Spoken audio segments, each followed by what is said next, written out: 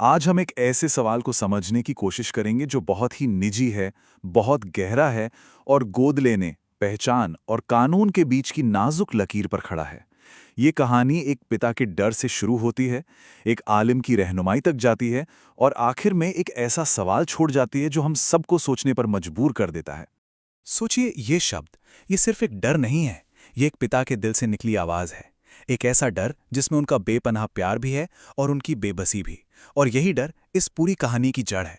तो मामला एक ऐसे पिता का है जो कह सकते हैं प्यार और कानून के एक अजीब से मोड़ पर आ खड़े हुए हैं। देखिए, उनका डर अपनी जगह बिल्कुल जायज है, पर सवाल यह है कि इसका हल क्या निकलेगा। चलिए जरा और गहराई से समझते हैं कि वो किस हालात से गुजर रहे हैं। तो देखिए, बात कुछ ऐसी है कि शादी को 8 साल हो गए, कोई औलाद नहीं थी। फिर उन्होंने हाल ही में एक बच्चा गोद लिया। और ये बात उन्होंने सबसे कही, परिवार से, दोस्तों से, सबसे। कुछ नहीं छिपाया। पर अब देखिए, यही ईमानदारी, यही खुलापन उनके डर की वजह बन गया है। कभी कभी लगता है ना कि अच्छा करना ही मुश्किल खड़ा कर देता है। अब इस डर का सामना करने के लिए वो एक पक्का रास्ता ढूंढ रहे हैं, एक कानूनी तरीका।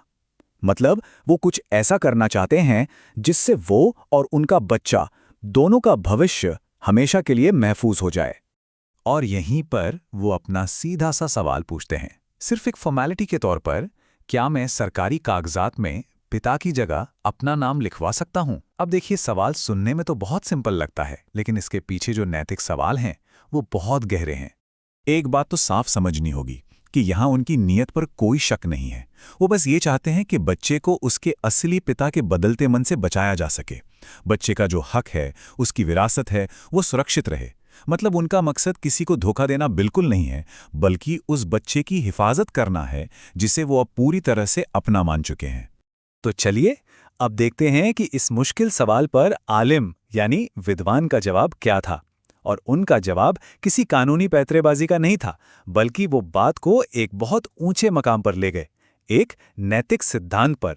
और ये गाइडेंस, यकीन मानिए, सिर्फ उस पिता के लिए नहीं, हम सबके लिए है।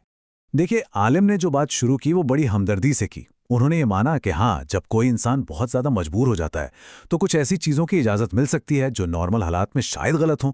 इससे पता चलता है कि वो कितने समझदार हैं, कोई कट्टर नज़रिया नहीं है। पर कहानी यहीं ख़त्म नहीं होती। और यहीं पर पिता की जो प्रैक्टिकल सोच है और जो खुदा की गाइडेंस है, उसके बीच का टकराव साफ दिखता है। एक तरफ पिता कह रहे हैं कि सिक्योरिटी के लिए कागज़ बदल दो, और दूसरी तरफ एक सीधा सा उसूल है, सच सच को ना तो बच्चे से छिपाना है, ना ही दुनिया से। तो मतलब साफ है, सच्चाई सबसे ऊपर है हर हाल में।